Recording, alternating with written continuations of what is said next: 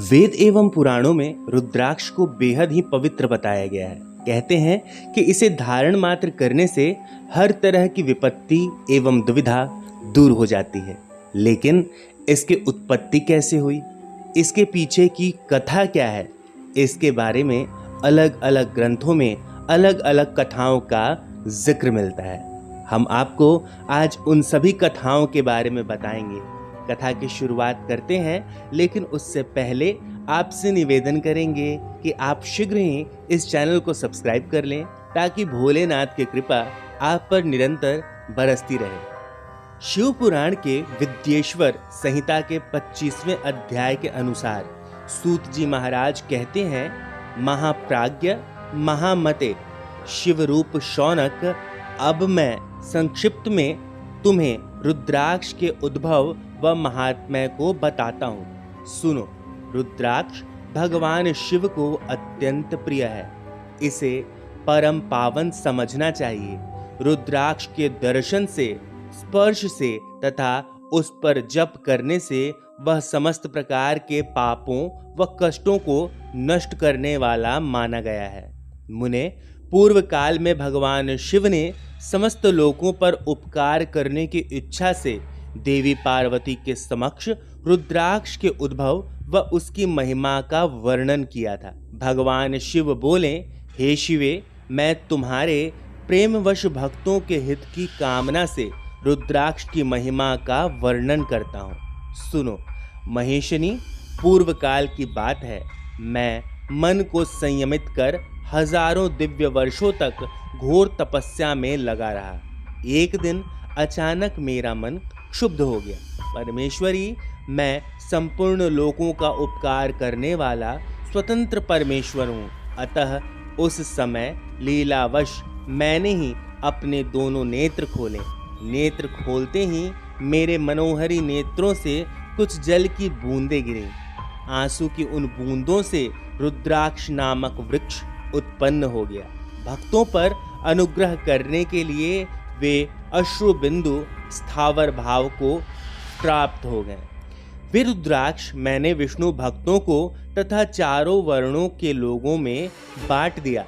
पृथ्वी पर अपने प्रिय रुद्राक्षों को मैंने गौड़ देशों में उत्पन्न किया।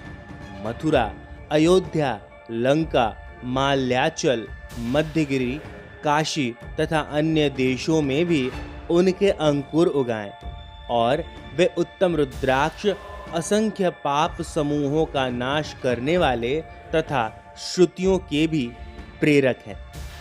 मेरी ही आज्ञा से वे ब्राह्मण, क्षत्रिय, वैश्य तथा शूद्र जाति के भेद से इस पृथ्वी पर प्रकट हुए।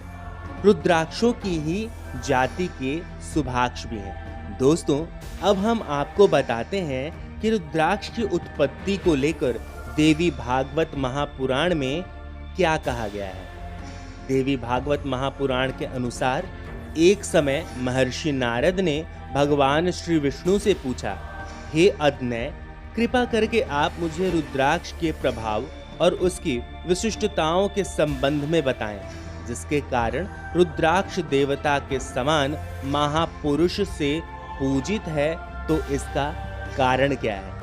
भगवान विष्णु ने कहा कि इसी प्रकार का प्रश्न भगवान कार्तिकेय जी ने भगवान शिव से किया था। उसका उत्तर जिस प्रकार भगवान शिव ने दिया, उसे तुम ध्यानपूर्वक सुनो। भगवान शिव बोले, हे कार्तिकेय, उस परम तत्व के संबंध में मैं जो कुछ तुम्हें बता रहा हूँ उसे सुनो। एक बार पूर्व काल में त्रिपुर नामक एक महान दैत्य उत्पन्न हुआ, जिसे कोई भी जीत नहीं सकता था। उस दैत्य ने ब्रह्मा, विष्णु इत्यादि सभी देवताओं को तिरस्कृत कर दिया था। तो समस्त देवगणों ने मेरे पास आकर प्रार्थना की। तब मैंने उस दैत्य का वध करने के लिए देवताओं की रक्षा एवं विघ्न के नाश हेतु सभी देवताओं की शक्तियों को समन्वित कर दिव्य अमोघ अस्त्र के निर्माण का विचार बनाया।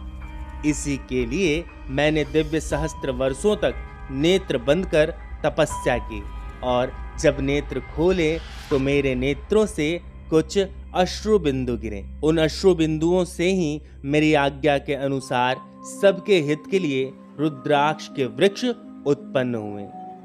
दोस्तों, अक्सर लोगों के मन में यह सवाल आता है कि रुद्राक्ष को धारण करने का सही समय क्या है।